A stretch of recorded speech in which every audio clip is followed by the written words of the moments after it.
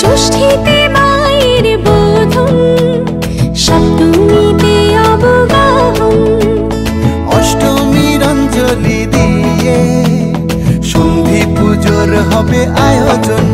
ঢাকে পড়বে কাঠি পুজো জমজমাটে, ঢাকে পড়বে কাঠি পুজো জমজমাটে, মাগো জগৎ জুড়ে তোমার মহিমা। শারদিয়ায় সবার ঘরে আসবে দুর্গা মা।